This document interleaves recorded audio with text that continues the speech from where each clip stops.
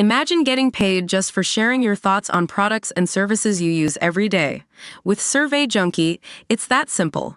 Click on the link in the video description to discover how you can start earning today by taking surveys. Clara White hasn't heard her little brother Thomas sing in years.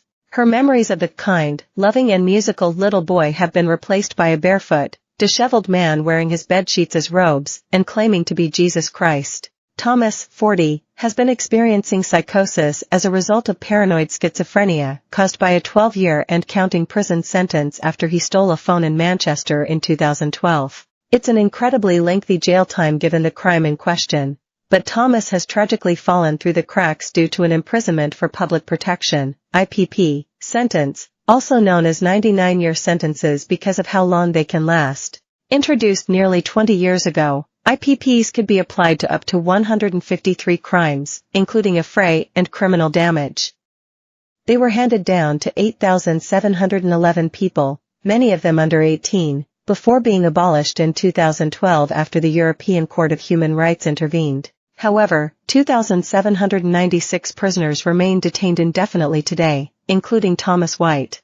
Growing up in Manchester with his 3 siblings, Thomas became involved in petty crime and theft at a young age, but he was never a violent offender, his sister Clara insists. Describing the crime that saw him locked up, she says, he was drunk and chatting to 2 American missionaries. They were talking, he hugged one and kissed the other one on the head, took the phone and ended up with a charge of street robbery. He had minor convictions. Nothing to warrant this sentence. He's not a murderer or rapist. What he did was wrong.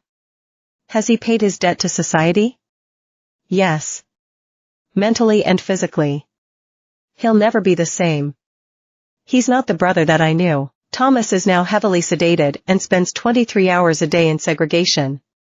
He has just been transferred to another prison, for the 17th time in 12 years, and is now 600 miles away from his family. Clara, 42, worries that Thomas is a danger to himself. He won't speak to the press, he doesn't see the point. He's been pushed from pillar to post, spending the last 10 years in 16 different prisons around the country, as his mental health deteriorated to the point where he started to display the most serious mental health issues I've ever witnessed, she says. When Thomas was moved from Norwich to Garth Prison 4 years ago, Clara was shocked by his appearance.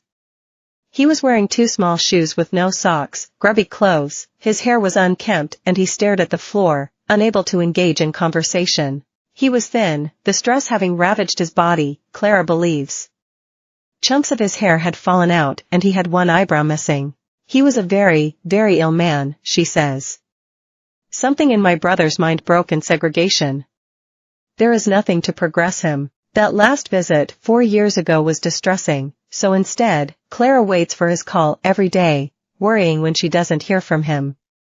Some of the calls have been disturbing, like the time he started talking in Roman numerals, or when other inmates rang to say Thomas was very sick. Last year, the White family commissioned an independent psychiatrist to assess Thomas.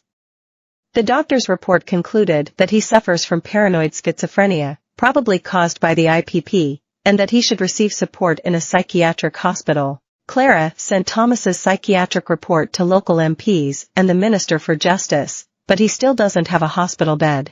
Most people on IPPs are suffering serious, inhumane, and degrading treatment. They are lost, fallen through the net, she says. The backlog is so big that they've never seen the light of day. The hopelessness of the situation has been the cause of setting Thomas's mental health off. My brother, to the eyes of everyone involved, isn't a human. He's just an email that goes back and forwards. It makes me really angry. A lot of them are very ill and the government has buried it. It's a human traffic jam. But this is people's lives. Sadly, there are hundreds of stories like Thomas's. 42-year-old Martin is still serving a sentence for trying to steal a cigarette in 2006. While Danny, 35, from Newcastle was just 17 when he was jailed for stealing a phone and was only released last year. Wayne had served 18 years after being convicted in 2006 for getting in a fight. He remains behind bars.